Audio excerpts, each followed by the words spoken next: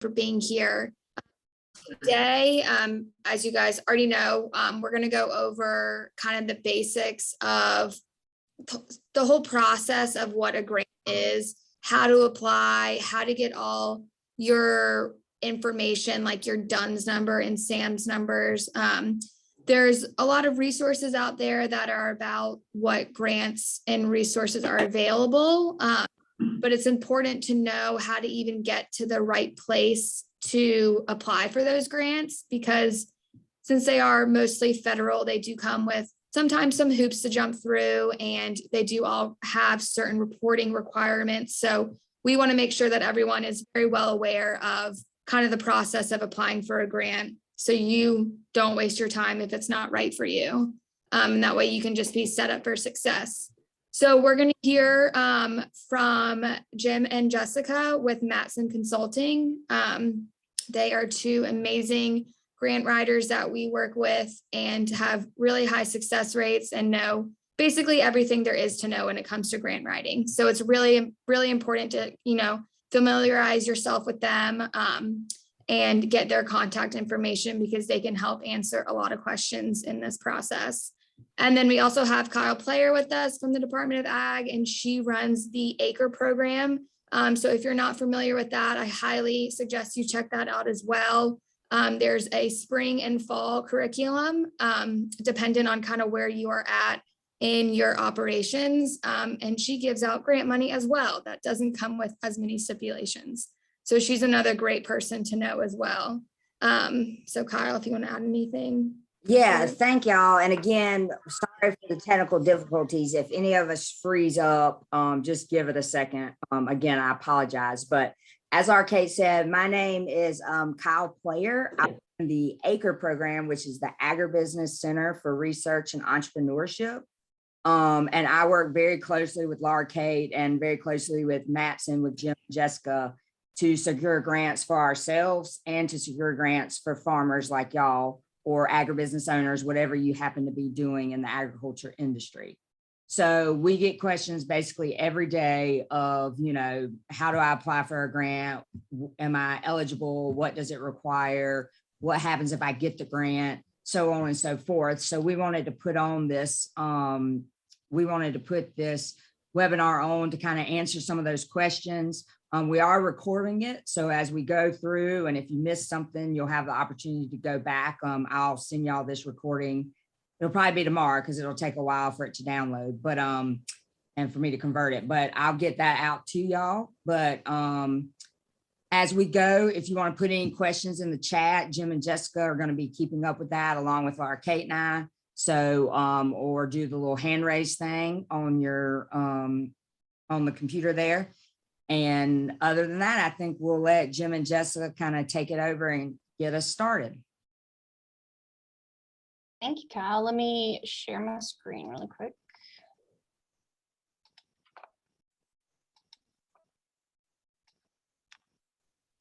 So we will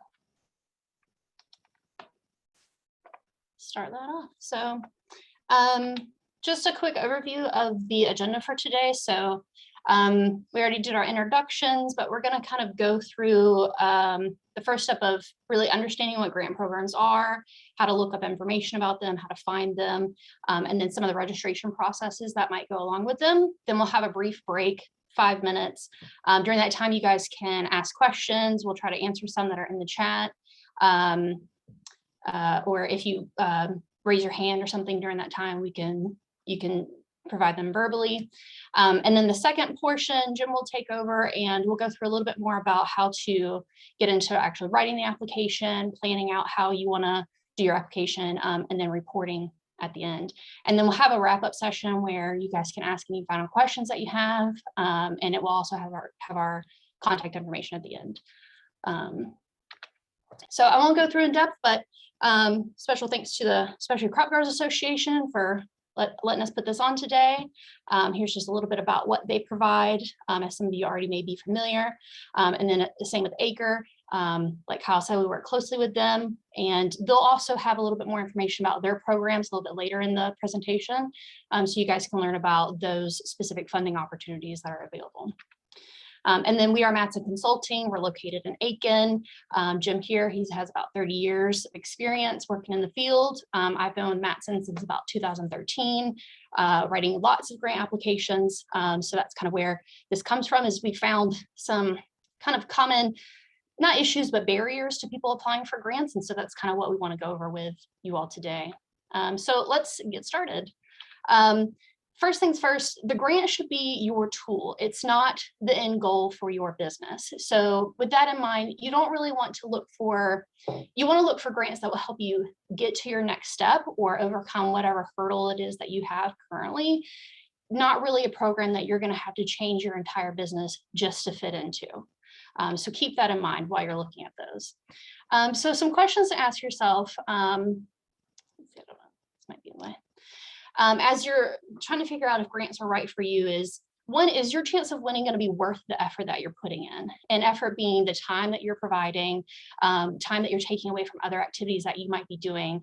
If you're not really sure about that grant program, if it has a really low success rate or you don't quite fit into it, ask yourself, is it really worth going for? And then would you be more successful if you're doing something else? If you're spending that time, the 50 to 100 hours that you might be putting in towards submitting a grant application, if you did something else with that time, would you be more successful there? And then do you even have the time and resources to apply? So resources being matching funds or staff to put towards it. And then not only just for the application process, but also on the back end, if you win it, do you still have that time to be able to manage it? Do you have the cash flow to be able to provide those matching funds during that process? And then really the grant, like I said before, should fit the direction of your business, not really, you shouldn't fit your business to the grant.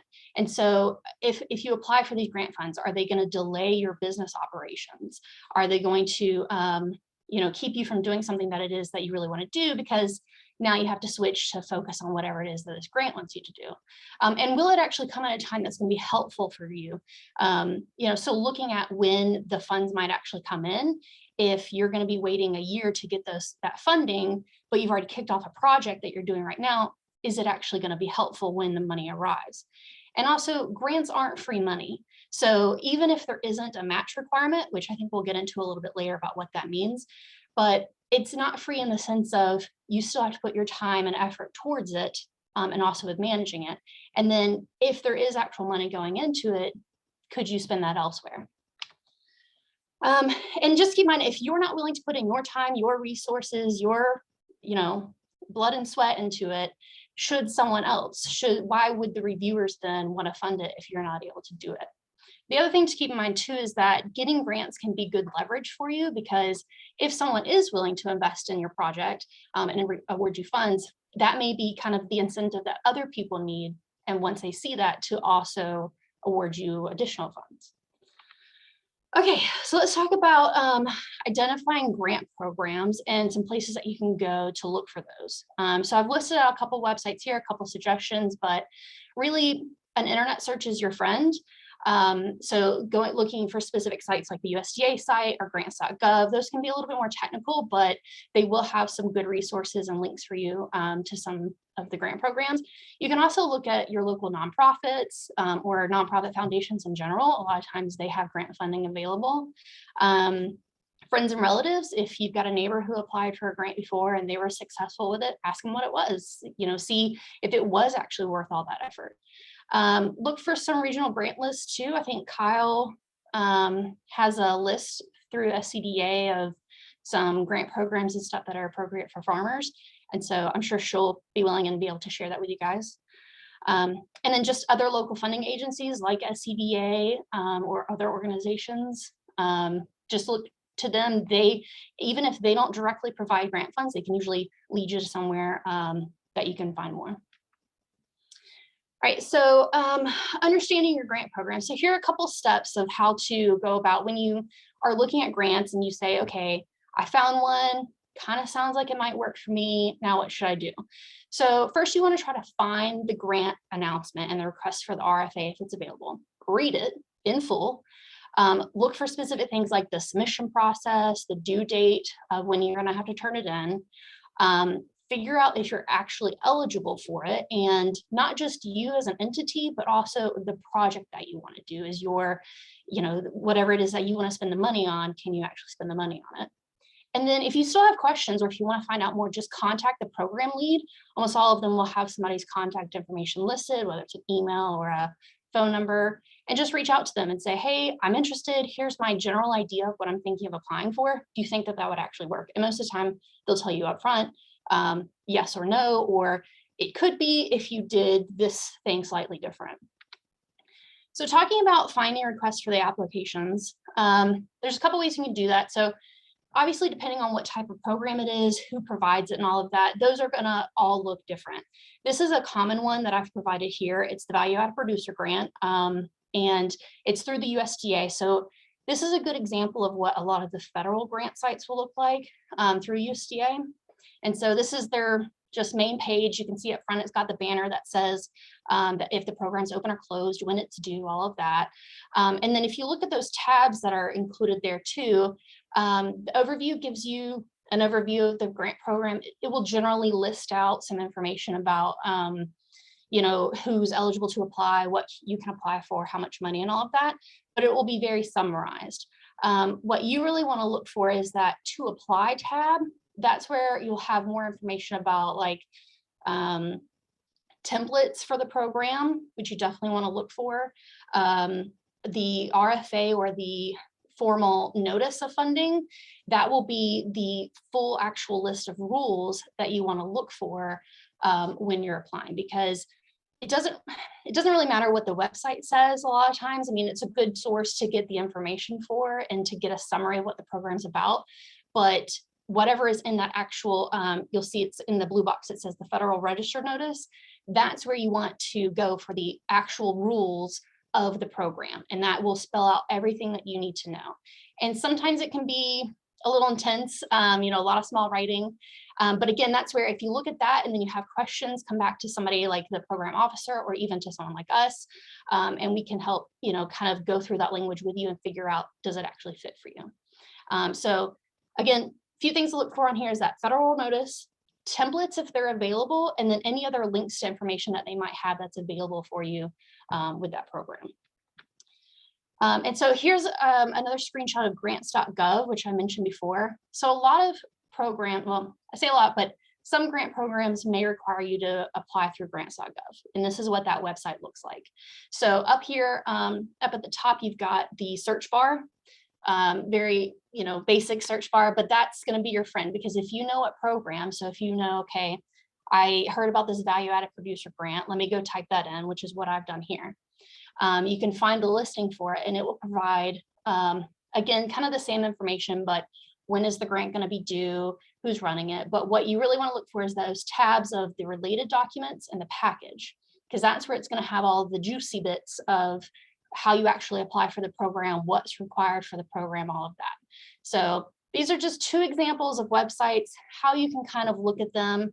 But again, it's going to be different for state programs, for your super local programs. They're all going to be a little bit different. But just keeping in mind that the information you want to know is, can you apply for it? What projects can you apply for? When is it due? And how do you actually submit your application? So let's talk about submitting an application.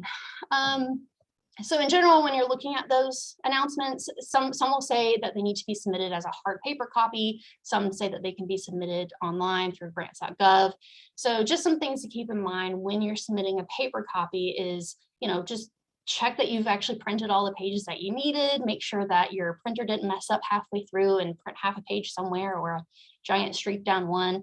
Make sure you've signed all the forms. Sometimes applications may have signature lines that are in the middle of the application, or there's a form stuck in there that you need to make sure you sign. And there's usually going to be probably more than one signature line somewhere. So just make sure you've signed all of those. Make sure you include any attachments that you need to.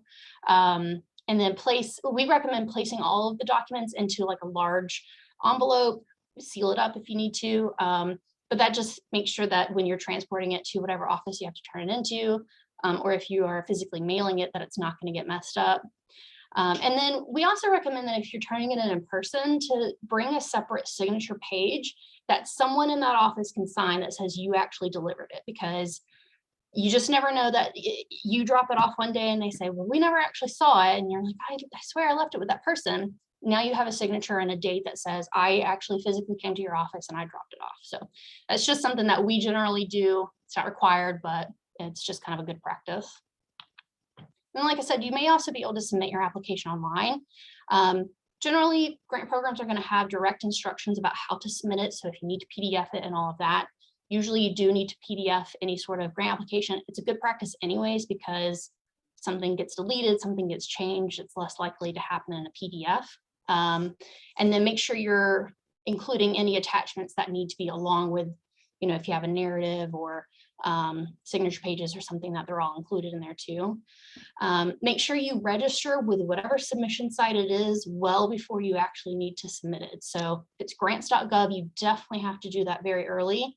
If it's any other sort of site, it's always best to get in there, figure out what the site looks like, register if you need to, just so you're prepared, because you're not going to be the only one who's going to be submitting it right at the deadline. So you don't want the site to crash or whatever. So just make sure that you're familiar with it. Make sure you fill out all the online stuff. Make sure you don't miss a box if there's boxes that you need to check, or fill out all the lines in it and everything. Also, if you have the option, save a copy of the forms that are in the online portal, because that way if something happens or they say, well, we didn't see it attached, you have at least some sort of proof of what was submitted online. And then just don't forget to press the submit button, because you don't want to do all that work and then not actually press submit. One other thing that I didn't list here, but is good to keep in mind, is your internet connection. I mean, I think we feel that today with some of our issues that we're having, but just make sure that you do have a strong internet connection at the time that you're going to submit, just to make sure that it goes through all right, and that you don't lose any of the work that you're doing as you're putting it through the online portal. Okay, so you've looked for now how to submit your application. You've looked for when the due date is. Now you're going to look in that announcement for what is eligible to apply. So things you're going to look for: types of eligible entities. Do they specifically say individuals can apply? Can nonprofits apply? Do state agencies apply? Is your business type specifically listed as an eligible applicant? Or is it something where you require a partnership with someone to do it? So let's say a nonprofit is eligible to apply, but you're like, oh, this would just really fit well for my organization. Do you need to form a partnership then with a nonprofit? Do they need to be the applicant and you help provide some of the project work under it? Is there a minimum experience required? So do you have to have been in business for, say, 2 years? Do you have to be able to provide a financial proof of being a business, or having conducted sales of something? So those are other things to look for. And then what type of activities does the project allow? Most of the time they're going to say no construction. So you want to look for things like that. They may not list out exactly every single thing that you can do with the application, but they're usually going to say what you can't do with the application or with the grant funds. So look for that. Is it a planning grant? Is it for operational funds? Just figure out that distinction there, and if you can actually apply for it. And then, like I said, what are the ineligible expenses? What can't you pay for with grant funds?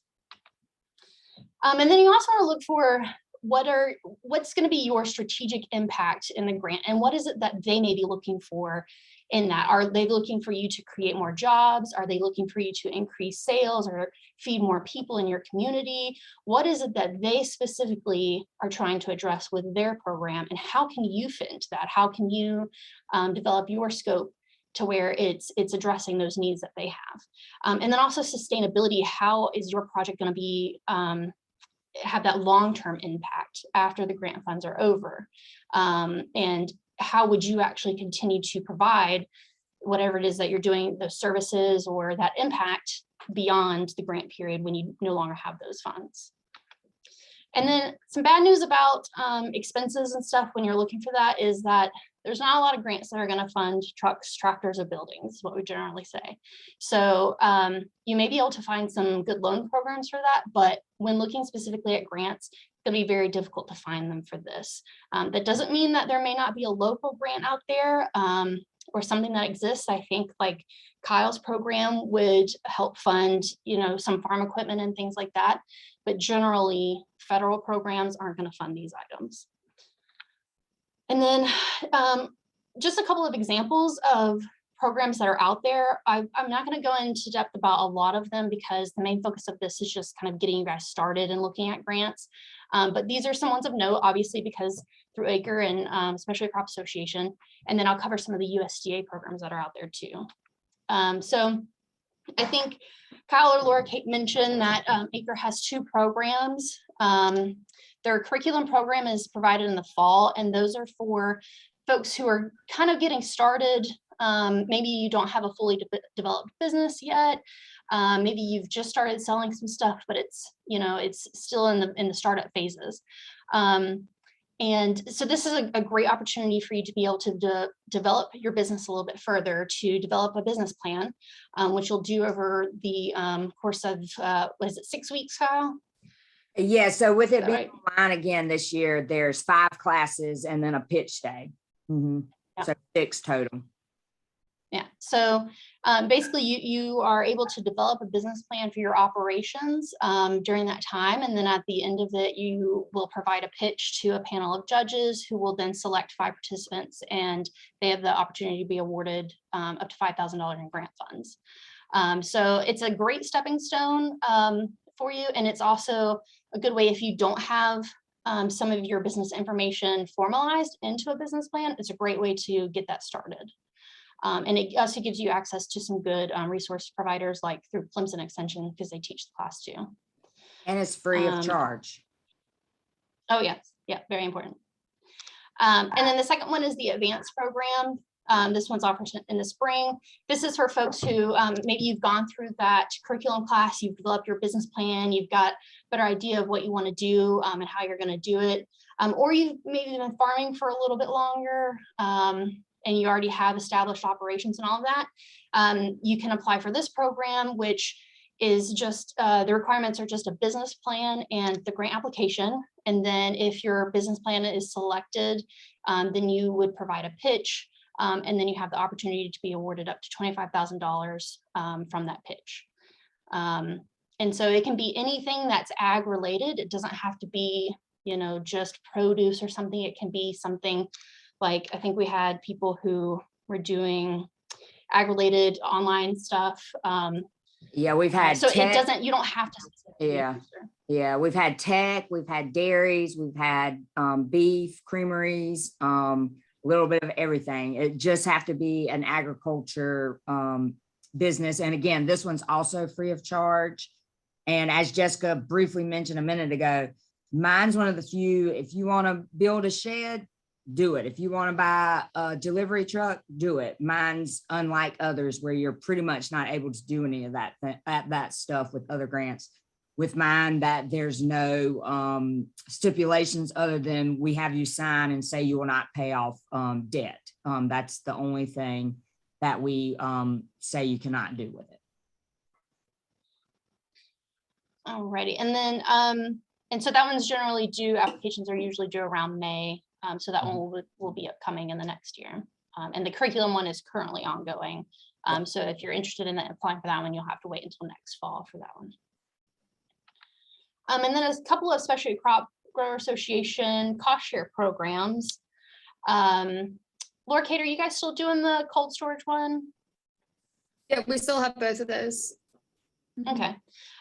So the cold storage one is great because it can provide a reimbursement for up to 2 cool bots, which if you guys don't know what a cool bot is, it's a system that you can use alongside an air conditioning unit and essentially turn whatever you have, usually like a trailer or even a room, into a cold storage. So it's a pretty effective and efficient and low cost way to get access to some cold storage without having to invest in a full freezer or a refrigerated unit, all of that. And so you do have to be a specialty crop grower in South Carolina, and you have to have attended 2 food safety courses over the past 2 years to be eligible for that one. And the way a cost share program works is that you basically you submit your invoices or your receipts to be reimbursed back for part of the cost of it. And then similarly, the water quality analysis cost share program, it'll provide up to $1,000 per farm per year for you to do water analysis. Again, you have to be a specialty crop grower in South Carolina, and you also have to get your test results back in numerical form. They can't just be positive or negative for those test results. And then a couple of USDA programs that I like to highlight. The Value Add Producer Grant, which I used as my example earlier when looking for programs. That one's a great one that is specifically for farmers and producers. So you have to be a farmer producer or own a company that is majority owned by farmers or producers. But that's for folks who are doing value-added activities. So that could be something as simple as you're selling your products as local, so you're able to get more money by doing that. You're processing them, turning your berries into jam, whatever it might be, some sort of value-added activity there. That can provide some good funding for working capital. It is a matching grant, so again, we'll cover matching funds in a bit, but you do have to put some of your own money towards it.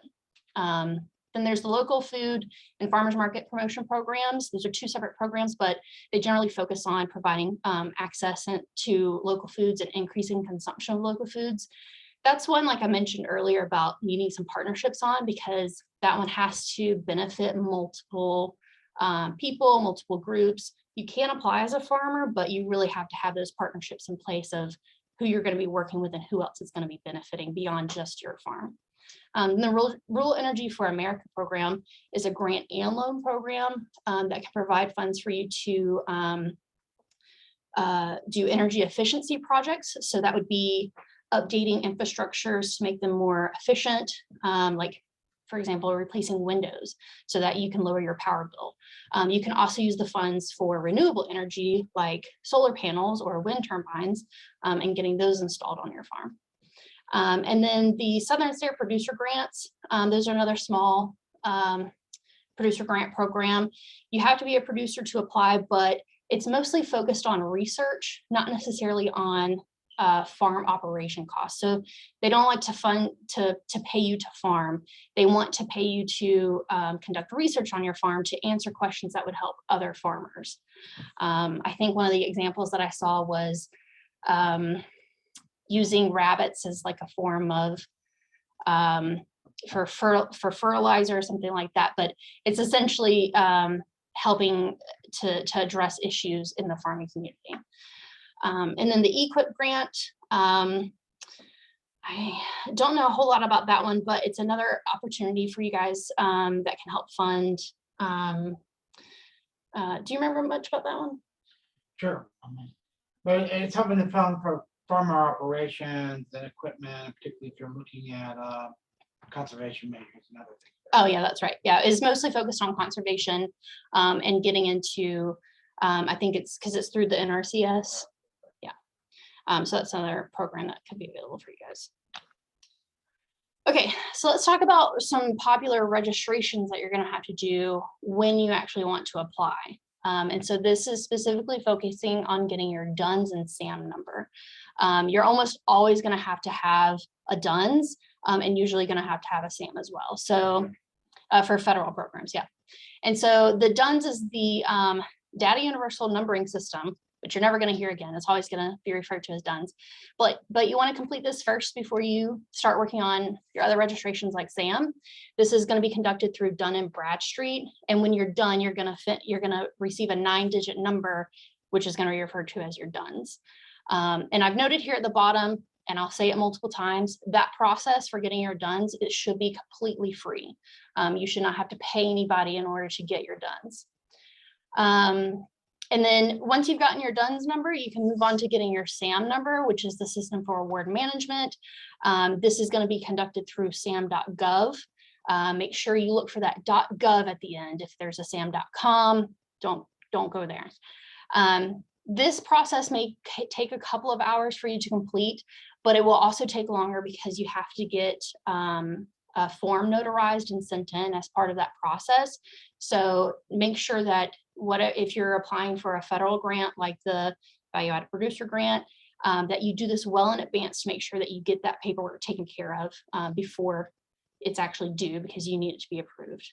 Once it is approved, you'll get a 5-character code, and it will have an expiration date, and the expiration date is about a year out. So you will have to renew that every single year, and you want to make sure you keep that up if you're going to keep applying for programs, or if you have applied for funds that are across multiple years, you have to keep it up each year. Because if you don't, it's just a pain to have to go back in and to redo it.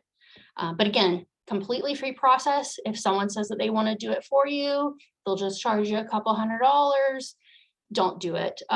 There could be issues with basically they have control of your account at that point. And so when you do need to renew it, then you have to go back and pay them. If you need to get information, whatever it might be, you would always have to end up going back through that company. So it's just better to do it on your own. It's very possible to do it. And there's, I think, some additional guides out there and stuff too, provided through the SAM website that can walk you through how to do each of those. And then some federal programs will require you to submit through Grants.gov, like we discussed before. So in order to register with Grants.gov, you have to have completed your DUNS and SAM first. So that's the process: DUNS, SAM, then Grants.gov. And again, it's another process that you want to get started on early. Don't wait until the due date or even a day before it's due, because if you get kicked out of that system, or if you're locked out and you need to get support, it could be too late and you're not able to submit your grant. You also want to make sure that when you're registering across all of these sites, that all of your information is the same. So if your address changed at one point, you're going to have to change it across all of them, because if there's an issue to where they don't match up when they're communicating, then that can delay the entire process for you. And then you may also need to do some additional registration. Like I think when you're going through, I think it's the crop share or cost share programs, you have to be registered as a vendor with South Carolina. And so the SKIS site, I think is how they say it, is through the Department of Ag.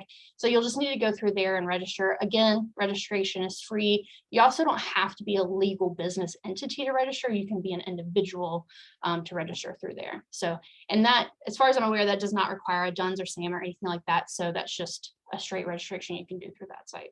Yep, no, that doesn't require any of that, and it's a very simple process. And the one thing about skis is when you put in your address, make sure it's the address that you want your check mailed. So we've had in the past where some people will put the physical farm address, but if your mailing address is different than your farm address, don't put your farm address. Put where you want your check mailed, so you get your money. Exactly. The most important part is getting that money. Okay, so that pretty much kind of, I know that was a lot of information, but that's generally an overview of how to look for grant applications, what to look for in those announcements, and then some tidbits about getting registered and everything. So we can take a couple of questions if anybody has any at this point.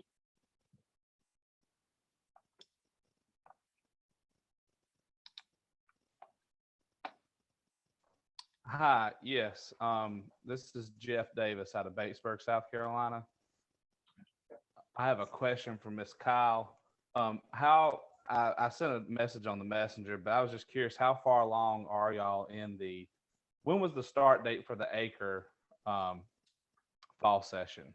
So the applications were due in September 14th, if I remember correctly, and we started last week.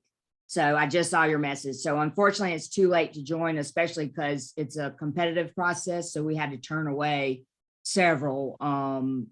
But we do it every year at the same time, the advanced curriculum. So it'll come back around. The curriculum, the applications usually go out mid-August and are due in mid-September.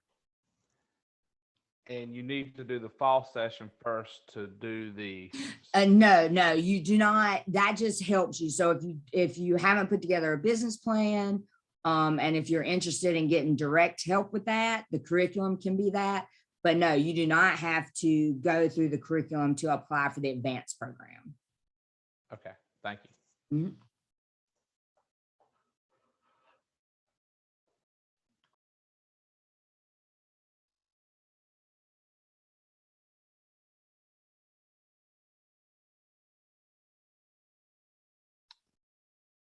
Were there any other questions that you guys had before we move on?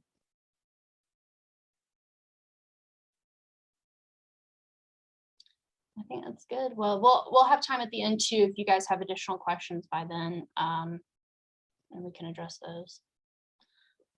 So I'm gonna move out of the way and let Jim take it over from here. Finish it up. And I mean, Kyle and Laura Kay, we can take a little 5-minute break if you guys think, or we can keep powering through. I think you're on mute, Kyle. Yeah, let's go. Let's plan to take maybe a break right around 3 or so. Okay, yeah, well, we can go ahead and take just 5 minutes now, Okay, and then we'll finish out the everything. So that works. see you guys back in about 5 minutes.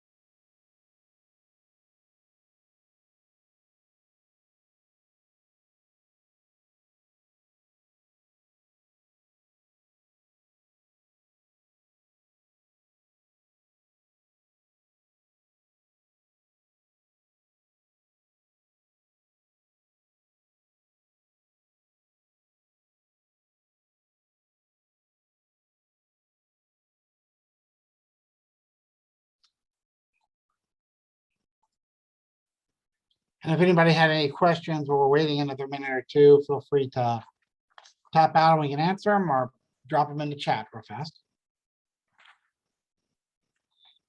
Probably start off in probably another 2 minutes or so.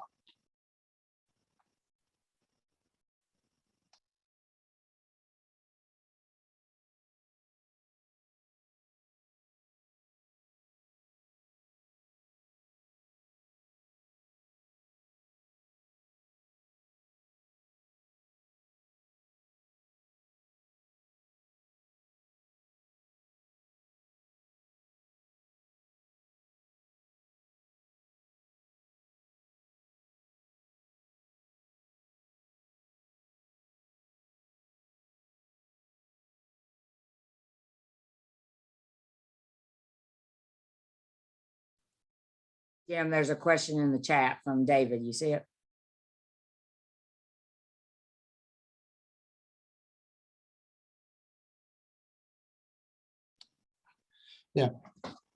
And David, logging depends on, what type and whether you're the owner of the plot versus, on property where you're harvesting within there. On several programs, it can be pertained as agricultural crop or a rural crop. It really goes down to the specific of that individual grant. I know that doesn't help a whole lot, but but on a lot of the programs, logging does count as an ag product with there. So.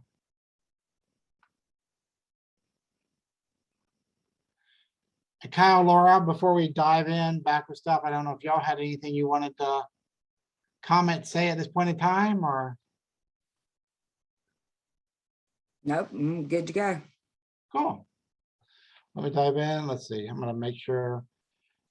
I was gonna click down. Is my screen? Are we still sharing now, or do I need to resume that? No, we can see it. Perfect. Okay. So I guess we're starting with planning the application process, and we appreciate y'all being around. And we're going to kind of dive into the nitty pickies and sort of repeat some of the stuff Jessica said earlier, but try to hit it and really hit those points within there. But a lot of the secret of grants is first, look at what's out there. Request if the applicant has put out any templates or anything else for the information. Look for those.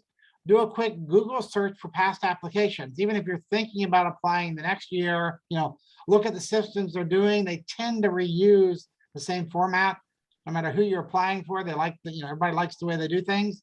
So look at it, try to copy, try to make sure you have what's there, and set a template. And I would say the first thing you do when you're doing your application is to read the entire announcement.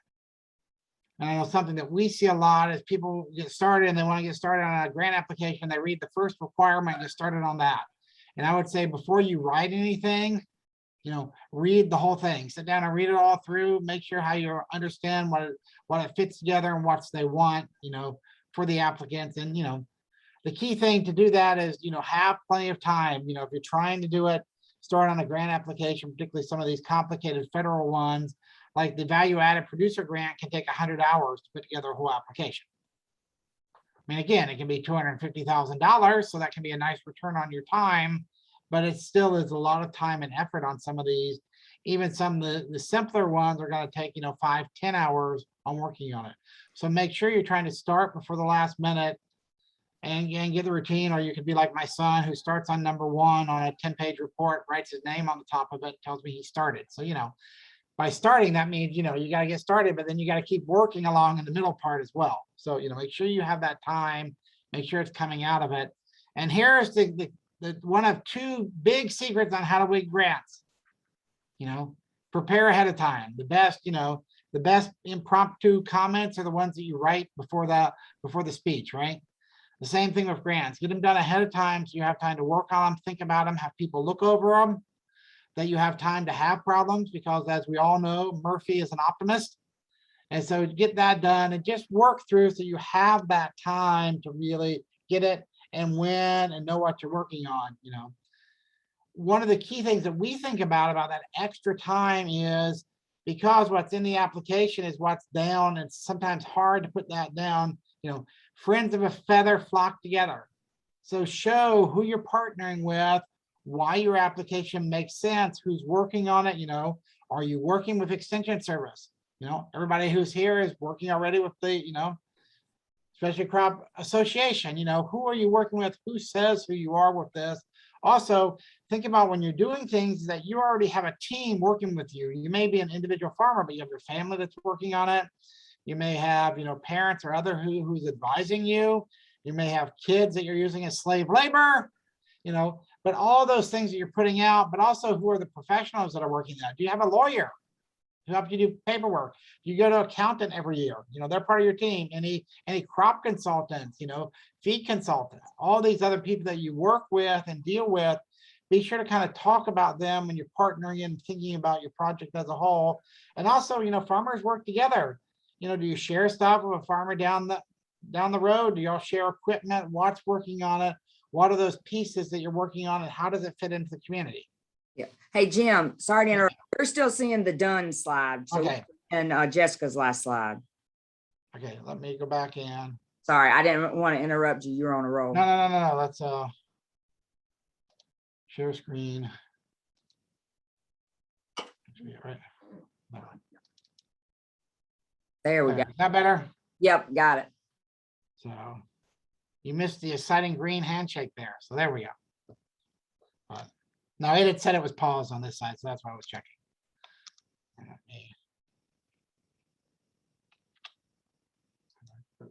Okay, is it showing? Is it moving on it? Perfect. Okay, perfect.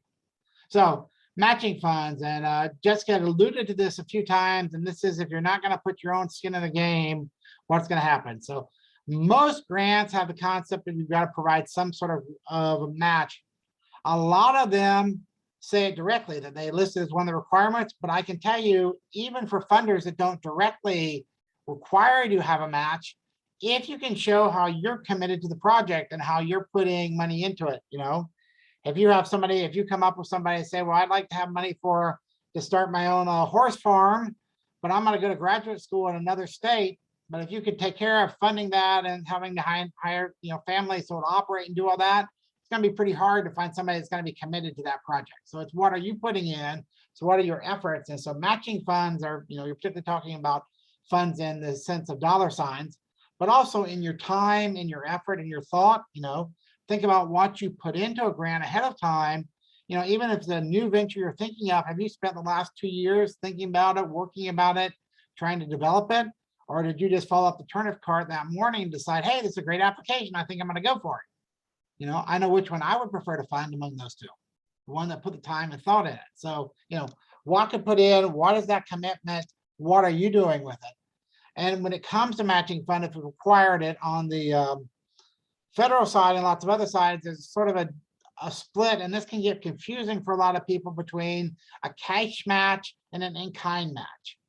And a cash match is typically anything that you would actually pay for directly with cash. So if you're paying for, or how you get it, and here's a whole list of places that you can pull cash out of. A lot of times, again, as farmers, our money is tied up in the field and other stuff, but it's looking at where that could be. So the simplest one is in the checkings or savings account in the name of the farm business or in your own name or the other owner name. But also a lot of times you can use a retirement account that's in your name. You can have a line of credit for production. You can have a loan that has there, even balances left on credit cards. And for several of the grants, if you have, somebody else who's willing to say they're going to put money in it, if Aunt Myrtle is willing to invest in what you're doing, and she's willing to put on paper that she's willing to do that, that's where that third-party cash is. It's somebody else, or it could be an outside investor too. But typically it's family or friends that believe in what you're doing and willing to show that. So a cash match comes from all these different sources. And again, it's showing you have it. Typically on the grant, you're not going to be spending the money out of the cash match, but you have to show you have access to it. So that's part of it. A lot of times you're going to be spending it with other things. Most grants are reimbursement grants, meaning that you fill out the grant, you spend the money, and then you get the money back from the funder. Now, Kyle's program is different in that she will pay up front, but most programs you have to spend the money first, and then you get paid back for the amount of grant or the percentage of it. So another type of match you can put in to help to show that is your time. think about the effort you're putting in, even if you're not taking, a salary or other stuff. The average farm manager in South Carolina is pulling, $31 an hour for things. So think about that as a value that you're putting in your own time. You may be doing other things, and you also may be a farmer. You also may be an accountant or a professor and other things as well. So your time has value of what you're putting in.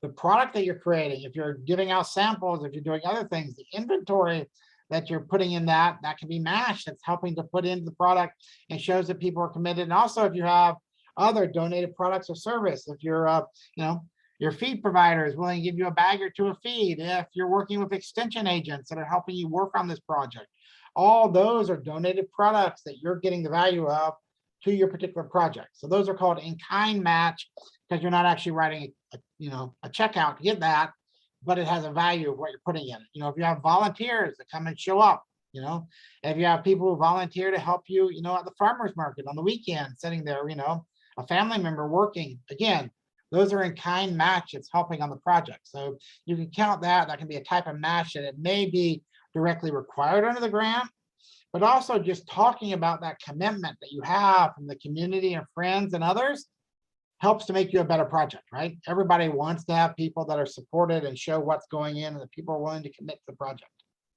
So for the actual application process itself, because again, at the end of a grant, except for very few cases, what you're being judged on is what you put on that paper, right? So like everything, it's your prep work, getting ahead of it. So getting these documents together ahead of time and putting them in a file so you know where you are when you're in the stress of writing, past tax statements, your expense and revenue history. If you have any projections on that, that's very good. Your letter of good standing from the state. If you're incorporated as a business, your articles of incorporation that you filled out, or your operating agreement. And a lot of grants require a business plan. With Department of Ag, we've helped to put together a business plan guide. I'm trying to look to see where it was. There was something for me. Yeah, and I'll put a link to that in the chat, and I'll just also just put the ag resource booklet in there. So just basically, so that shows you all the services within the state, whether that's grant or other things. And there's a lot of free services out there that people don't realize. So, if you're thinking, gosh, if I need a business consultant to help me start a business, or a grant consultant, there's actually a lot of free services out there that a lot of folks don't know about. And this book can really help you. That resource guide to work and things like SCORE or other folks can be really helpful as far as pulling that together to, put it on paper. Because sometimes the last time we wrote something was for 10th grade English or freshman English in college. And, people don't typically go into farming to say, hey, I want to go into farming so I can start writing business plans. So, we understand that, but a lot of times you're judged on those, but pulling those together. The other thing too is, and I was going to stress about making sure ahead of time you apply for that DUNS and SAM number on the federal side if you're even thinking about a grant, because those can take a few weeks to pull together several times. Everything's good. You're already going to need your bank statements and tax statements and this sort of thing as part of that process. So once you pull it together for those, put in a file so you have it all in one nice place. So when you come to write it, you don't have to try to search all over the house to say, what file did I put that in? Was that out of the barn? Did I put that in this room? So if you can have it all in one place, it'll make your life so much better. And then when you're starting to write and work on it, you can have that productive time to move forward with it. The first thing I say when you're writing a grant is to write. So put it on paper, put it on, a thing. But the first thing is I talk about is your Twitter summary, right? It's about 2 sentences that you say what you want to do. It's your elevator pitch. It's that really thing, but you want to put it down on. I was always told if you can't say what you're doing in 25 words that your grandmother could understand, you need to go back and redo it. So, really work on that, summarize it, write it down. Don't just say it, but when you're writing it down, remember grants aren't about you. And that's a mistake a lot of people make, that grants are a lot like a first date, like on that first date, you don't eat anything with a sauce. You don't eat something with stringy cheese so you can make a mess of yourself, and you don't have dessert. Everybody has salads on first dates, right? Well, grants are sort of the same thing, that you're focused on the stuff. And when you're on a grant, if you want it to be successful, And many of us have been on that first date where the person just talked about themselves the whole time and never gave you a chance to talk. And typically there's not a second date. Or the same thing on a grant. On a grant, it's really about the person that's doing the grant. So it's how you can make them look good. It's about you, but really you want to focus on what do they want. So what are the priorities that they're saying they want to do? So if they want to, improve poverty in rural areas and you're writing it from the middle of downtown Columbia, you may be stressed to say, how are you reaching that community? So really, how are you doing it? How do you help their priorities get accomplished? Because they're giving away this funding to make them look good at the end of the day. So, what are you going to do? They're going to say, oh, these people are going to make me look really good, right? That's the first thing. The next thing, when you're going through your process, you really want to lay out what are the steps you're going to do. How are you going to do, A, B, C, C1, C2, what is your timeline often along with this, how long it's going to take, make the people understand how their money is going to be spent. We're going to work on part A, and it's the same thing about growing a crop. It's very hard to harvest a crop if you haven't planted the seed first, right? So the same on a grant. You want to lay out what your steps are, what's going to happen first, what's going to happen next. And of course, there's always some variability. There's some things that could change. And you may talk about, options down the road. Of course, that cone of options is going to get bigger the further in the future you go, right?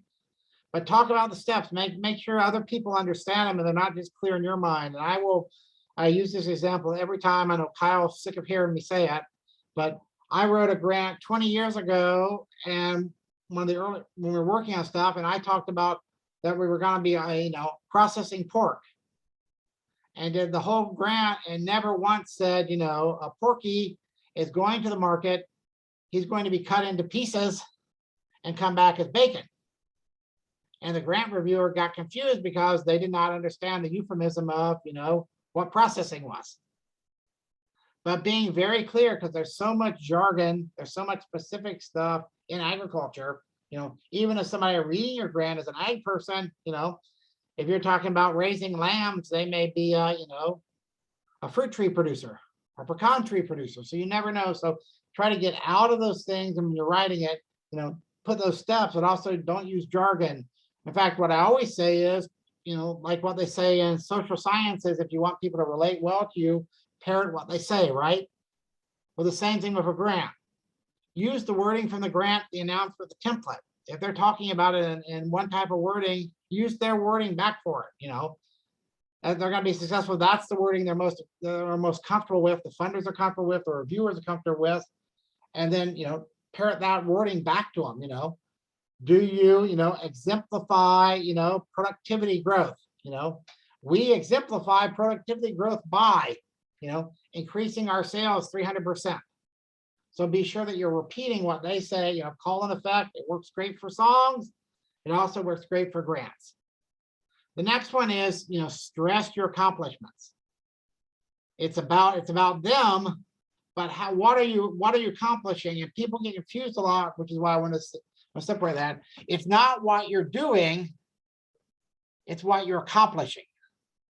And a lot of people, when they write grants, they talk a lot about what they're going to do. But talk about what you're going to achieve with that grant, right? If you're doing a workshop, it's not about the fact that you're going to have 37 butts in seats, right?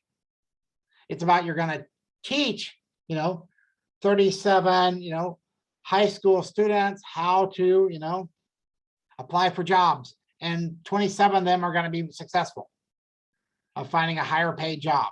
Whatever that happens to be, stress that, look at that area, talk about what's happening. If you're going to be putting in money to do, fencing to improve the environment, talk about the fact that you put in the fencing, but then talk about how the pastures are going to be better and the stream is going to be in better condition.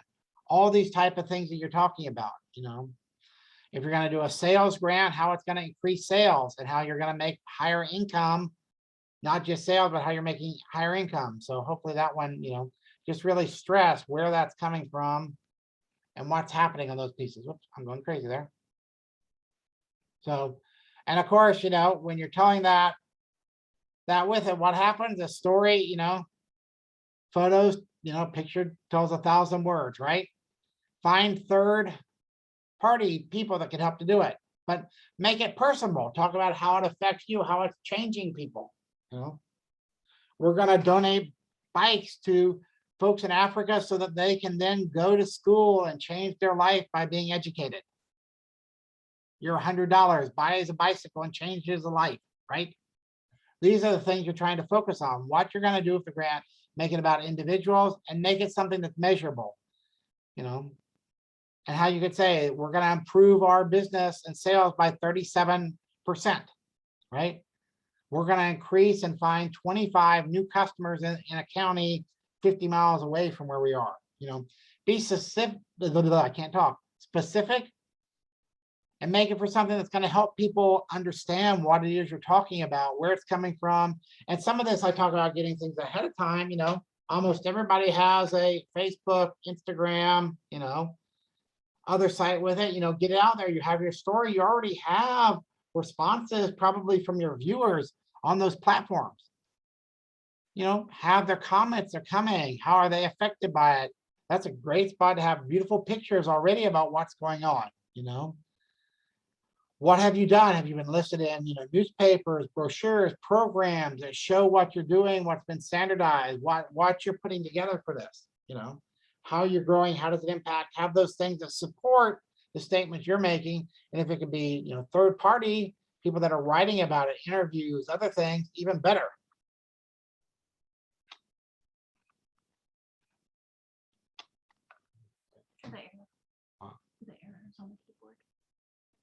Okay. No. My screen's locked. There we go. I'm gonna have to do it that way. So when it comes to that, as you tell your story, and everybody wants to be excited about the sizzle, right? You've told the sizzle what you want to do, but at the same time, you don't want to burn the steak, right? So when you're doing the grant, you know, every grant lists the rules about how they want things. In fact, a lot of them may even have how many pages you can write, you know, what font you have to use, what type of font you have to use. So pay attention to those, make sure you're tracking all those rules, because if not, you've wasted your time and you're putting your grant into the round file. And those really work as screening devices. And that's another reason why to do it ahead of time, so somebody can double check, because if the grant says 12-point font, that you didn't get in a rush and make it be 11.5, right? You know, double check your activities to make sure it's things that the grant wants to follow, and they can change. And some of them may not even make sense, you know, as what you're talking about. I'll make an example. Under the value added grant, you can't pay for promotional t-shirts to help to promote your brand. You can do branding activities, but you can't pay for promotional t-shirts. Why? Because the golden rule. USDA has the gold, they get to make the rules, and they've decided they don't want the money spent there. So double check to make sure that you're following what their rules are, what things are happening with the program activity, if you have any doubt. And this is an area where if you have a previous grant or somebody that's applied for the program before, it can be invaluable. Or you can check with the grant program officer ahead of time. You know, 6 hours before the grant due, they're going to be really, really tied up. But if you're talking to them a month or two out, they can really talk to you about the type of things they want to fund. And sometimes they may be able to guide you to expenses you hadn't even thought about, right? Also, your budget. Again, you laid your steps out what you're doing in a reasonable sense, but if you spend all your time talking about environmental impact and how you're going to improve the environment, and then you spend your grant buying a big smoker, you know, your budget isn't really agreeing with what you're doing on the activities. And I say that because I read a grant that did that about a month ago. So, you know, but really you got to have your budget lines up with what you're doing. You know, a lot of people reviewing them, one of the first things they do after the executive summary is flip to the budget and make sure it adds. So it always happens when you get in a hurry or get in a rush, you know, put that budget back into Excel when you're getting ready to turn it in and make sure the numbers add up, because it is something reviewers look at and notice if your budget doesn't add up, and they may mark you down on other parts of your grant if the budget doesn't add up to itself. So do that, you know, and show where your matching fund is coming from. You have to document it with some type of letter, some type of note, maybe a, you know, a redacted copy of your bank balance, but show where that's coming from. Because if you don't take care of the rules and make sure you fit within the system of the grant, you've just wasted your time, which makes you worse off than you were before you applied. Again, the goal of the grant is to help make you better off. So, you know, make sure that you're working on that, make sure those pieces are coming along with there. You know, edit, edit, edit. I literally can misspell my own name and have. You know, make sure that you write the stuff down. Also, you have to be really, you know, thick-skinned and think about it, that it's trying to work for the grant. Get somebody else to look over it. And I will tell you, whatever paragraph, sentence you think is the best thing you've ever written in your life is the first thing the reviewer will probably tell you they don't understand what you're saying. So really try to focus on those activities and, you know, think about it that it's improving the grant. Don't take it personally, you know, make sure that you have a chance to have sort of a similar voice throughout the whole grant. If you're doing in the first person, don't suddenly switch to the third person. You know, try to say where you are, try to use active verbs wherever possible, not passive ones, you know, write through. And the first time you write it through, the first time you write it, everything is going to be is and are. And then try to switch those out to more aggressive, more active, you know, verbs and talking about activities and what you're accomplishing it. The other thing is when you write it the first time, it may be really long and you find out you can cut out about every third word randomly and it reads better, then it's definitely a time to go back through and edit it. And the thing I say for reviewers is whatever you can do to make it easy for them to understand what you're doing. And I said, you know, parrot their wording back, but also answer the question at the very top. Don't make them have to read 5 paragraphs before you answer the question they're asking in that section. You know, say, hey, are you gonna increase profitability? Our profitability will increase, you know, 127%. Then start talking about how it increases. You know, do you improve, you know, poverty measures in food deserts? You know, we are located in the middle of South Carolina, which is a giant food desert. You know, our project will improve earnings, you know, food access for, you know, minority youth in that area. You know, we're going to reach out to grocery stores, but really hit that at the beginning, you know, and think about it that what you're trying to do is you're almost trying to do clickbait within your application, right? Put your leading stuff at the top so they can find it out, because your reviewer, and remember, reviewers are people too. They probably have waited and they probably have 15 reviews to do and they have to turn them in on Monday morning and it's Sunday afternoon at 4 o'clock. And they would much rather be, you know, going to watch the end of the football game, playing with the kids, doing other things, and they procrastinated too. So anything you can do to make it easy for the reviewer to give you your points, you're going to score higher than the next person. So work on that, you know, use your formatting. If they talk about margins, line spacing, type style, and a lot of grants on the page limits, some online forms won't let you put in more than the page limit. But a lot of times if you turn in more than the page limit, the people would just stop reading when you literally reach whatever page limit they have. So you really don't want somebody to all of a sudden get halfway through your explanation of something and stop. Because you probably annoyed them and you've wasted your time writing extra. So do those edits and that will help to bring it down, and somebody else will check, because, you know, again, on those rules, it may be something as silly as the line spacing may be a space and a half instead of single space. And you may have missed it the first time you have it. So if somebody else is reading your grant, they may be likely to catch that rule that you missed. So that's nice to have somebody that will help you with that and check on it, you know. I'm repeating kind of what I said. Remember, grants it's a little bit of a game that you're playing with grants. It's not quite, you know, reality as we know it. What you have is what's in the application, but put your emphasis on the right syllable. You know, if one part of your grant is an introduction and is worth 2 points, and then your business plan is worth 25 points, guess which part probably needs to be longer? You know, the 25 points. You want to talk and put your energy and efforts to where the points are allocated, and where you can help to wow the reviewer for the points, right? Make it easy for the reviewer. And reviewers, what they're looking for is it reasonable? Does it make sense? Are they prepared? And what makes this special? What's going to make it different? So, you know, if you tell me you're going to take on Amazon and defeat Amazon on a $10,000 grant, I might be a little doubtful. You know, what are you going to do? What's going to make it? What's going to be the scale? Have you never done this before? Have you been doing it for 25 years? or even if you weren't doing this project before, were you the president of your church board? What other activities are you running? Kiwanis? What other things have you done that could show business background experience with the business grant, or showing you're working with people? Again, making sense, telling that story in a way that people understand what you're trying to accomplish. It's not what you're doing, but you're trying to accomplish. And are you a position? Do you have the things that make you ready to do the grant when you're writing it? Do you have an accounting system in place?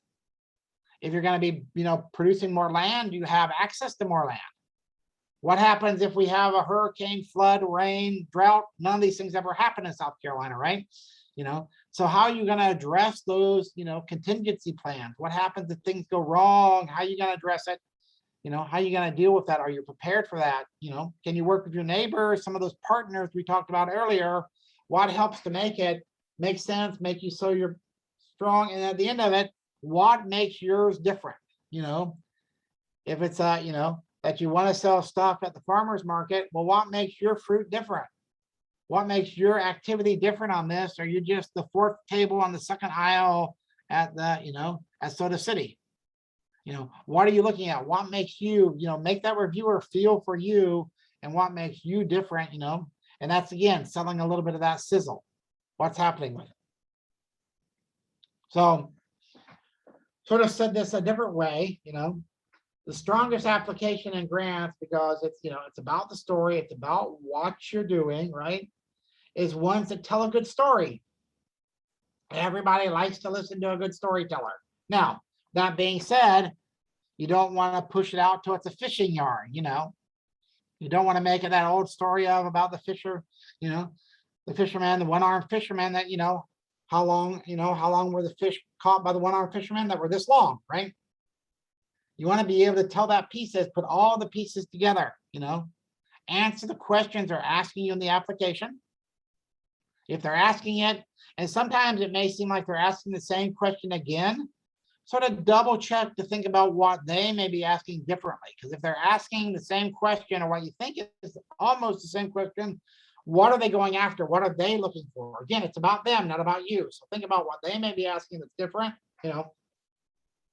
Don't overwhelm them with technical jargon and acronyms, And if you have an acronym about who you are or where you're selling stuff, occasionally repeat the actual word that you're using from time to time. Because again, remember that reviewer is reading 15 of these, and by the time they get to that 9th page of your application, they forgot what BAFT stood for, right? So throw it back out there, make it there, try to use as little of those as possible. But sometimes, again, in ag, we have things that are super long that we use acronyms for all the time. Just use them, appropriately, but try to occasionally salt with what they're back into it.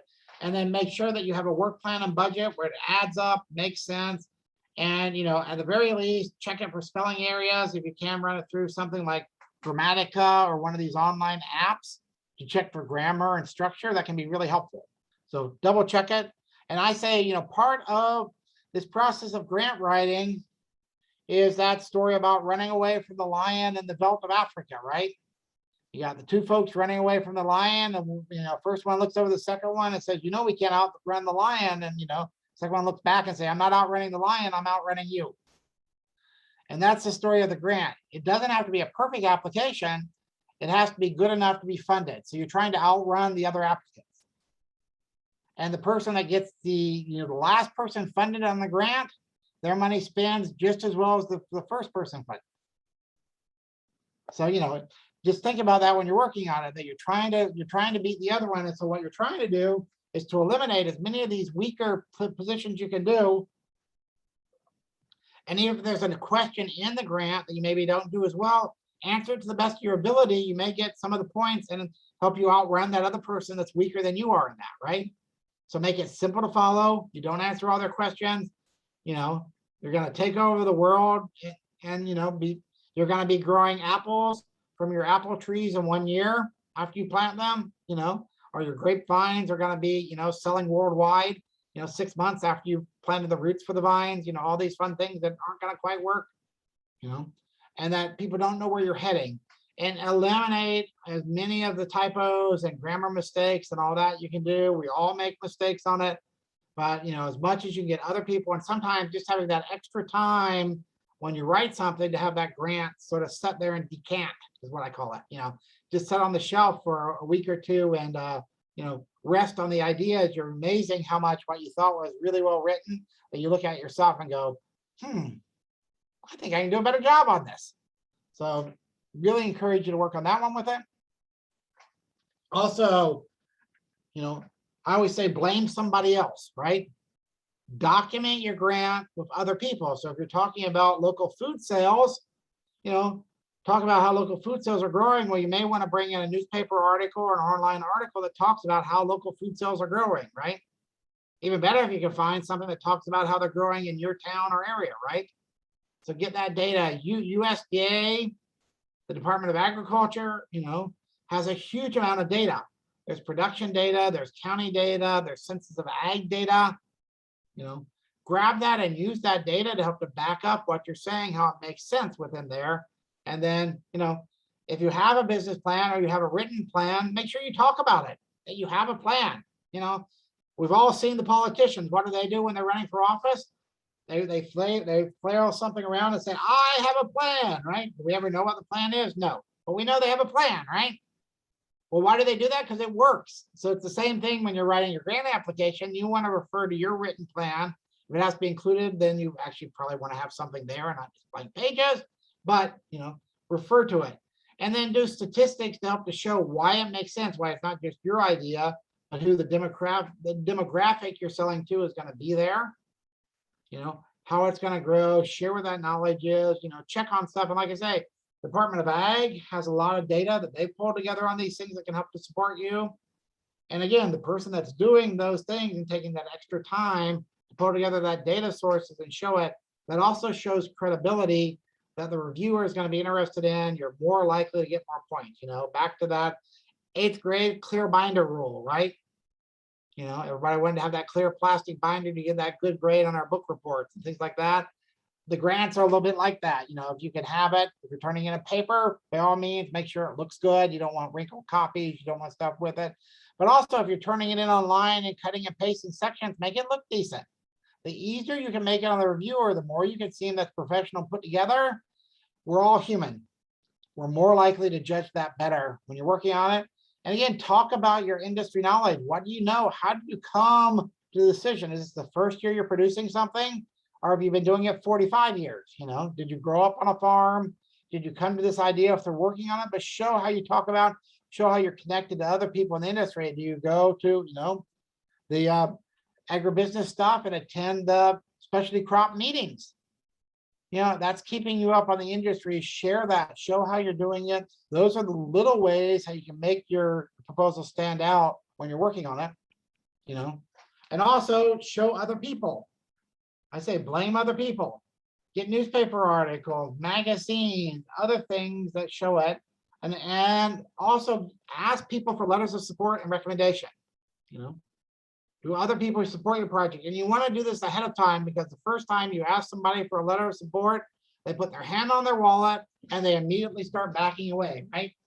So, get the letters from people, write. Sometimes you have to help them write some templates or examples. But again, get to show what it is you're looking for so that you're not standing by yourself, that birds of a feather concept. Support, recommendation, letters of commitment. If you have people that are providing time, money, Aunt Martha who's helping to match the stuff, you're going to need a letter or a form filled out where they sign that. So that will count too. And, again, use that social media, use that electronic stuff. If you have a Facebook page, put down good comments that people have put about your business. You don't have to put down the bad ones. Again, this is your grant. There's always somebody that complains, right? But put down your system about how it's working. If you take in surveys about what's working, not working, include that. Customer comment cards about your business, replies back, use all those. Those are ways to help bolster. That's not just you saying this, but that the community is supporting you on these other sites. And the more support you can show, everybody wants to back a winner. Back to that analogy that back when you were in middle school, it was a lot easier to have a boyfriend, girlfriend once you already had another one. It's the same thing on grants. You know, people want to support people who they think are successful and doing a good job. So you can show other support, or even if you can show you had other grants from other people, that helps to show that people are committed and interested in your project. And that's that third-party support. This is my favorite slide of the whole presentation. But if it's not in the application, it doesn't count. And the number of times that we've had people that come and have just this fabulous idea and what's going on. We all love puppy dogs, you know, kids, how wonderful, amazing, sexy is that? And then when you read the grant or hear the presentation that they're doing, none of it shows up. So it's all about what's in that application. So really focusing to make sure that what's in your head and what you're doing and what is getting into that application. Because you want to get credits for that great sexy stuff you have, for your amazing products you're putting out, you know, for the changes you make, for that, you know, you're providing grandma's secret recipe as a canned good, right? Those great things that are happening, what's getting into the picture? How did that happen? So when you're getting back to the grant writing stuff, here's what I do, sort of the main details. I'm not all that bright, so I first say follow the KISS rule, right? Keep it simple, stupid. You know, tell the story of the grant. We all have lots of other things going on outside of the grant project. When you're writing the grant, focus on the areas that you're trying to talk about for the grant, for what the reviewer wants and what the funder wants. You have all these other things going on in our life. We always do, right? But on the grant, you want to focus on what that is, you know. Answer all the questions. I believe that's about the fifth time I've said that, right? Edit, edit, edit. Nobody writes well the first time. You know, get that down. The more you can hone it, the more you're going to get your story you're trying to put inside that grant. Get third-party support, other people to support, show you're not alone. And when you're done, attach all documents and double check that you put everything in the system the right way, because you don't want to put all that effort in, wait to the last minute to turn it in and realize you forgot something. So make sure all your paperwork's there, double check across the narrative that they want this and this, and this order. Make sure it's all there. You know, Jessica talked about putting things earlier into Grants.gov. Again, double check their folders, make sure it's there. You know, when you're doing it for local grants the same way, you know, make sure they've been received, because they can only be judged on what they have. So I'm going to change tones just a little bit. And this is the link to the Acre Business Plan Guide that we helped to write, and which is also what you need if you're applying for the application in the spring. But I want to just spend a quick moment to talk about some of the things that might be in a business plan that you're working on for a grant or for your business itself. Really what you're trying to put together on a business plan is, you know, description of your business. What are you selling? How are you going to market it and know how you're going to be able to sell it? What's it costing? The numbers to support that, you know, the documents that go with it. And then, you know, you see down below, you kind of want to include some of those accounting things, an income statement, balance sheet, the key personnel that are working for you. It might be yourself too, you know, any of that stuff. And you're going to start and probably going to write last, which is the first thing you read, which is the executive summary. So, you know, less than one page about what you're actually doing. What is it you're trying to do on your business? What are you trying to accomplish within there? Business plans can really range in length anywhere from about 8 pages to, you know, 25, 30 pages, depending upon how much detail you have, how much complexity you have. But if you don't have financials in it, you don't have a business plan. So you really got to do the stuff to put financials as far as people are going. Like I said, we put an example on the business plan guide. We worked with Kyle to help put that together for her applicants, but also for lots of other people that are applying. So it's a great place to go to look. And I would say the other thing with a business plan too is, you know, no plan survives its first encounter with reality. So know that if you worked on a business plan, you know, you've got one that's 5 years old, it's time to update it, you know, for the application, for the other stuff, you know. And we often have that people say, I have a business plan. Granddad put one together when he homesteaded here. You know, that's not going to get you what you need. You want to have it pretty much up to date, because business plans are looking at the future is the other thing on a business plan. You're writing in the present, but you're trying to look over the horizon a little bit. It's what's coming up on radar. You know, you don't want to know on a business plan that it rained yesterday. You want to look at what your business is going to be doing tomorrow, 6 months from now. And typically on a startup, every 6 months to 9 months, you're probably going to have to redo your business plan because things have changed. It's just how that works on it. So it's kind of a living document.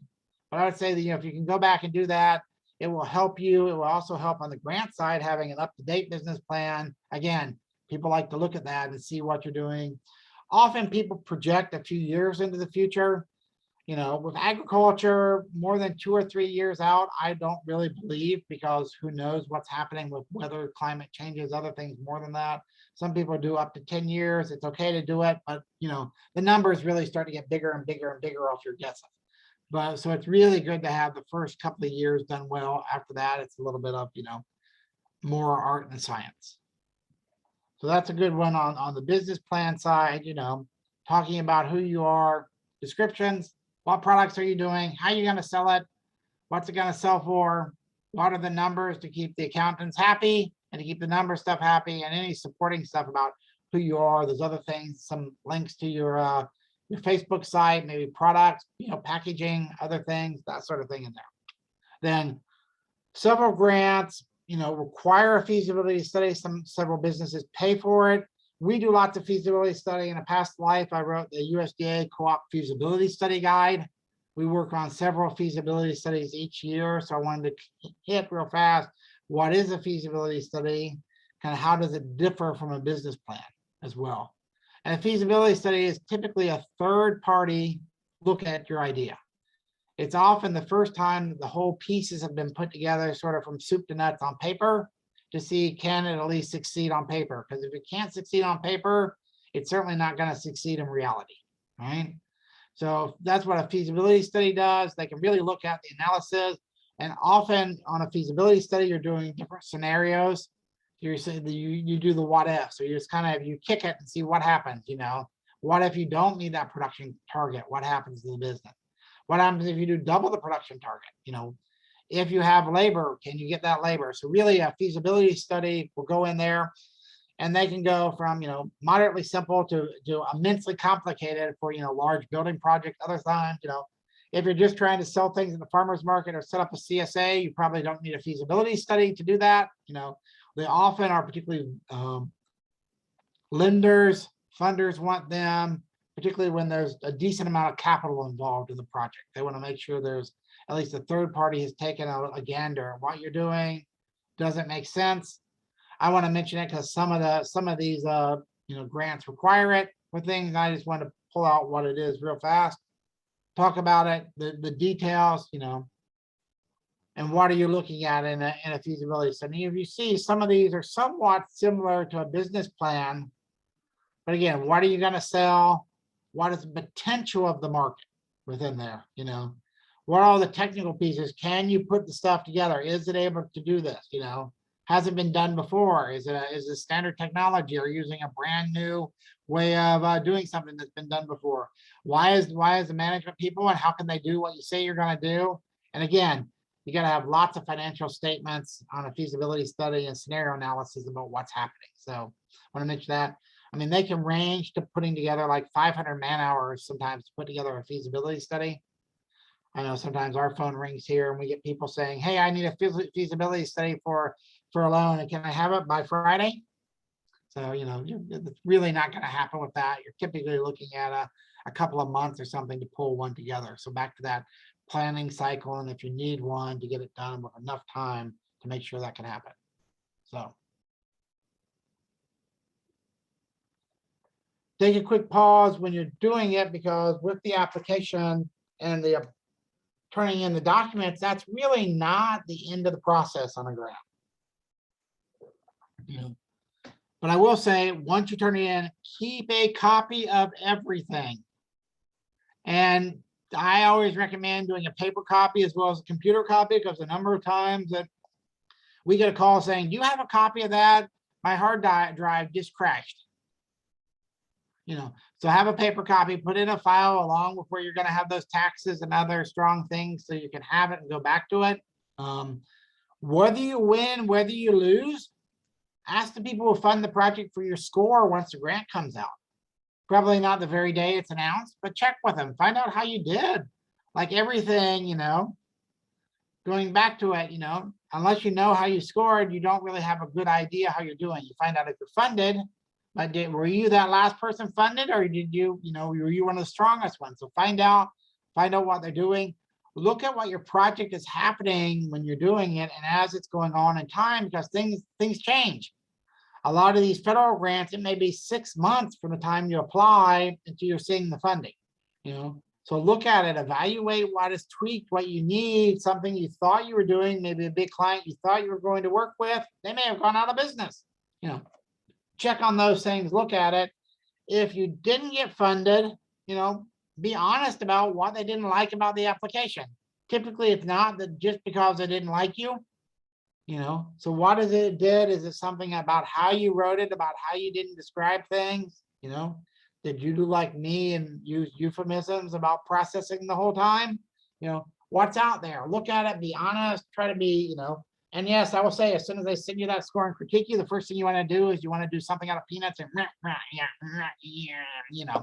so take a day or two, calm down, pay attention to what they're saying. But also, when you're done with that, use that one grant application to apply for others. It's sort of like bait for the next project. Use what you've gotten, a copy from that. That's a great way to go after other projects. You've already got a lot of stuff pulled together. You've already done a lot of the background. You've already put a lot of pieces on it. Now, just don't, copy and paste one application, a different one. You want to make sure you're paying attention to that. But, if you don't win that first time, don't give up. Go back and look at it. Talk to the funders. Try again for the next cycle. I always tell people, if you're going after a grant, you want to fund it at least twice to try. When you're starting that process, you want to think that you're going to go after at least twice, because the first time is kind of learning how it works and what's going on with that process. So don't give up with that.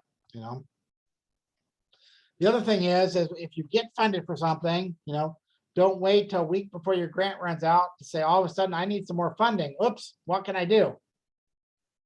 So start looking early on, what are some other places I could work for? Particularly if you're in a nonprofit, you may need that funding to keep yourself in business.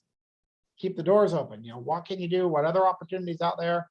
Can I tweak this application? Also, if you got funded from this, again, what we're talking about, people like to fund successes. If you got funded for this application, are there other applications that maybe you got turned down on in the past, or other things where people might fund you now because, you've gotten a seal of approval from this funder? The best time to go after other funding is a lot of times right after you win a grant. Because you have success, people have agreed that other people think you have a good idea. Maybe they want to jump on that train as well. So look at those opportunities, think about it as part of a systematic thing. And part of what I say is a lot of times, I know you're doing trade-offs if you're doing production stuff or when you can do grants or other things, but, and I mentioned that, the value added grant may be, up to 100 hours, but for $250,000, that's a pretty good return on each hour, right? So, think about the opportunities and what you're doing for that, and can you leverage it, pull in other sources of funding over time. If you win the grant, the first key thing is keep the program officer happy. Whoever you're funding the grant with, back to that golden rule. They have the gold, they make the rules. So don't just disappear, don't be a pain. You may want to go back to them for funding in the future, but also before you start spending, figure out how they want you to report the documentation. You're not done when you win the grant. In fact, you're just beginning in most cases. A lot of times your grant application is what, maybe an inch thick, where your reporting documents may be 5 or 6 inches thick, of what you're doing. So I found this to be like the most important thing I learned as I've gone through my grants for 4 years now. If you and your grant manager work well together, it is it's so much easier for everything. So if you do get a grant, definitely keep this in mind, and maybe you just ask them exactly how they want everything and how they want you to go about it. But this is a big thing when you have grants. And check with some grant programs will do conferences right after the grants fund. A lot of them don't, but if they don't, ask them for a copy of other types of how people have done other reports. Whatever you can do that can make them happy at the beginning. And if you start at the beginning of the process, it shows you're trying to adapt to what they want. But also just, what's happening, what's making that work. through the process. I always say when you're doing a grant, the first part of it, turn in an original invoice, a small one, before you absolutely need that funding to pay the mortgage. And make sure that you're doing in the system that works out. If you got to get the funding back from them, if you got to get the bank clearances, just do that.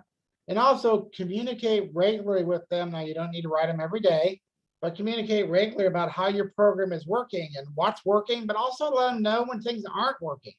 A lot of times people, shut up and disappear when things aren't going quite the way they wanted to. Let the program officer know they may be able to work with you. Under COVID, lots and lots even of these federal grants, they allow people to be delayed 1 or even 2 years. Or you may be able to change some of your objectives because something happened. If that customer went out of business, let them know and figure out how you're adapting to it as well. It may be a way to do it. And if they have any conferences, events, or other things for their program, be sure that you show up and, thank them for stuff as well. A key one I want to hit too is you got to spend the money about how you said you were going to spend it on your work plan. And I do find people that said, well, I said I was going to do this, but really I want to do something totally different. You really can't do a bait and switch. Your grant was judged on by what you put in the work plan. You can talk to your program officer when things change and they can approve, changes to your budget. But really, if you said you were going to, put in a grant to grow vegetables, all of a sudden you probably don't need to be producing alpacas. Really stick with what you're saying. That's kind of what the funding is. That's what your grant was awarded on. Now, if things change, you need to go talk to them and find out what's going on. And again, back to that thing, talk about results. You said you were going to do on the grant side when you report what your outcomes are, and then save receipts. If you pay for something, pull your phone out, take a picture of that, what you paid for, save that picture, save the receipts. Keep a file of them during the grant, even afterwards, where you can have it, so you can show what you did with the funding, what's doing. And the most important thing is turn in your reports on time. Even if you're not sure exactly what you got in, if you turn one in that's, done the best you can do, even if you have questions, you've completed that project. For some grants, if you don't turn reports on time, they may blackball you and you may not be able to apply again in the future. So you really want to turn them in, do the best you can. If you have questions, reach out to them. They want you to help. The program officer wants you to spend the money in the right way, but double check and turn that stuff in on time. Also, the same records and receipts may help you if you apply for other grants, other things.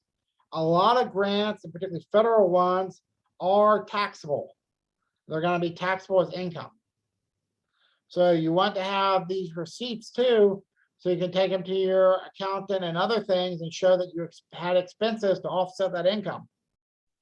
So that's the other thing too. It's helping the program officer, but it's also helping yourself to make sure that you've covered what you're doing,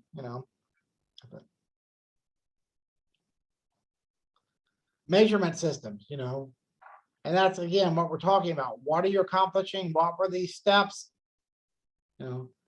But you also want to make sure the things you're measuring are what your funder cares about.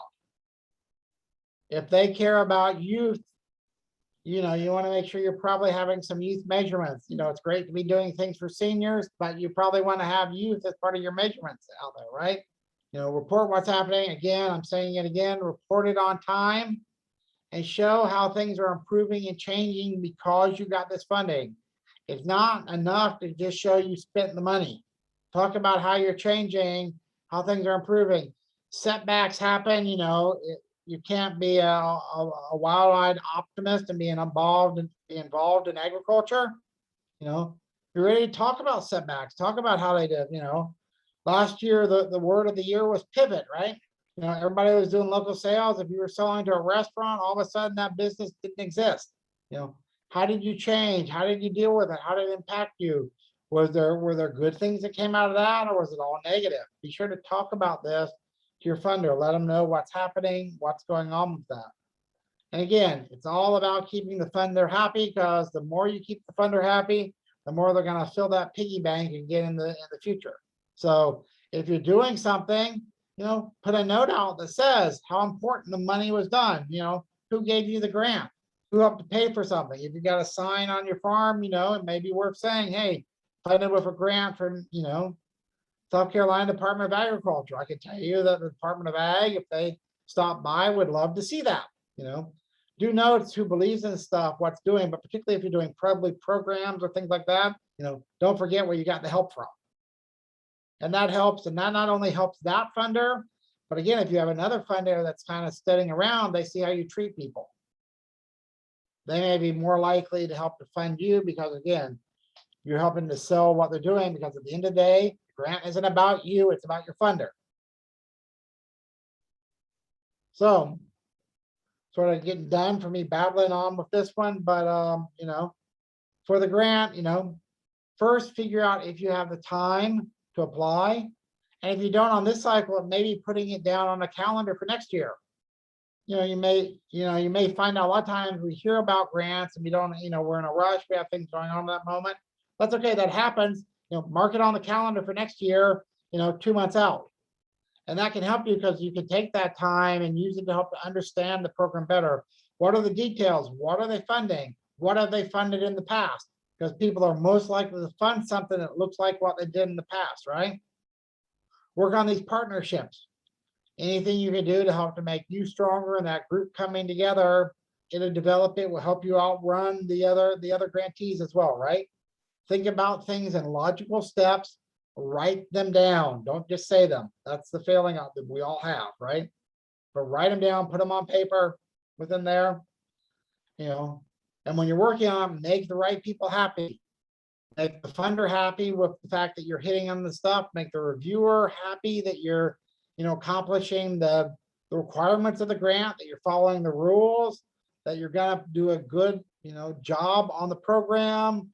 Once the grant gets awarded, make the, you know, your program officer happy, and that will make you happy at the end of the day, which is part of it. So that's the person you want to do, and plan where you're doing it, you know, like playing that game of Frogger, you know, leap from one log to the next one back in the future. You know, what are you looking at? You know, what are you focusing on? You got to be focusing on that next goal. If we stay where we are, we all end up in the water and game over, right? So here's our contact information. Jessica has it again, but I also wanted to do a shout out that we're working with Jim Johnson of Small Business Association, Steve Richards from Clemson, and there's a grant that came out a week ago, which was the Pandemic Response and Safety Grant, and you can get up to $20,000 towards pandemic expenses that were incurred, other things. This is the link to that. It is tomorrow afternoon on it. Yeah, I I think gotta it's pull out at the flyer. 3 o'clock. Yeah, 3 p.m. There's the flyer on our whoops, back to the camera. So it's probably going to be about a 20 to 25 minute seminar just going on it. And we're actually, it's a fairly simple grant, but I would really encourage you to apply if you had, you know, pandemic expenses, if you need to do marketing, you need to get safety equipment, all that, you know, check it out tomorrow and they'll go over the details. We're not doing that today, but we wanted to do a quick shout out to that since that is a grant that's sort of out and active at this point in time. Yeah, And with that one, I think we're that's throw the floor also open for gonna- questions. sorry, let me just say this real quick, Jim. That one's also going to be recorded tomorrow, but to receive the recording, you still need to sign up. So be sure to do that. I'm putting it in the chat as requested, the link to register for that.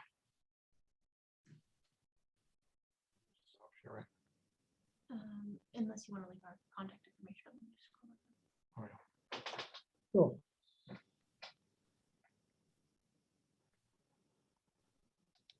And I'm putting I think everyone here has my info because I was the one that sent everything out. But Laura Kay, maybe you want to just put your email too in the chat just so everybody has it. I put mine off at the start, so if anybody saw Okay. that, we got that one there. Anybody have any questions? I know that was a lot of information in a short time period, and I know a lot of it, you know, it's not riveting information to sit down and listen to, but it's very pertinent information if you do want to go after grant funds. And again, just know that there are resources out there to help you. You don't have to do it alone. Reach out to us. whether we're helping you, whether we put you in touch with Jim Johnson at SBDC, whatever it may be, you know, please reach out and let us know if you're interested in applying. Yeah, and I got asked to share the link to the presentation. So Jim, well, I have it. So when I send out the recording tomorrow, I will also send out the presentation.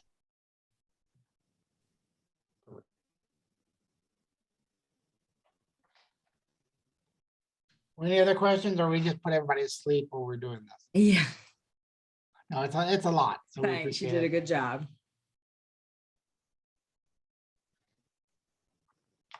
Okay, if there's no questions, like I said, I'll send out the recording and the presentation also tomorrow to y'all.